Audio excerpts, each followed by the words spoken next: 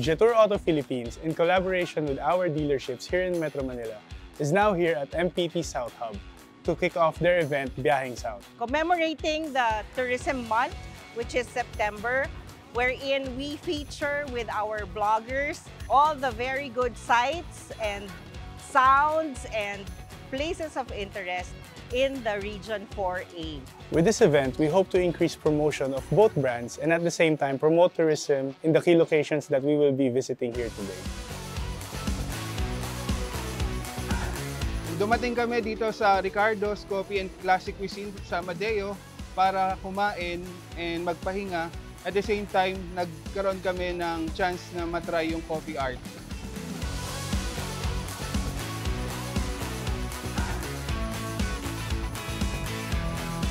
Nagandahan ako sa design ng body ng kotse dahil para siyang yung mga premium cars like Lambo and Porsche.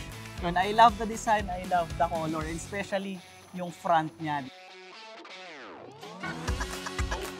Dito naman kami ngayon sa Tagaytay. Kanina galing kami sa Amadeo.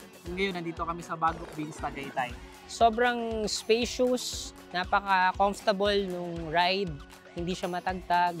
At saka napaka-elegant din ng design. Yung may mga ambient light pa siya and spacious siya. Lalo sa akin na 5'9" guy.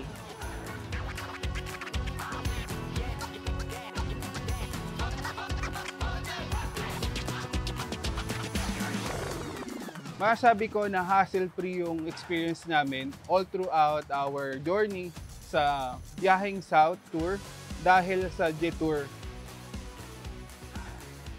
Big shout out and thank you to Jetour Jetour! Philippines. Ayan, Yes. experience nating makasakay sa mga bagong release na mga kotse nila, di ba?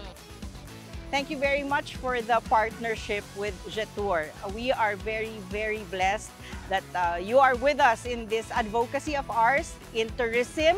Of course, helping in the transport sector, we are able to bring our Filipinos around the country.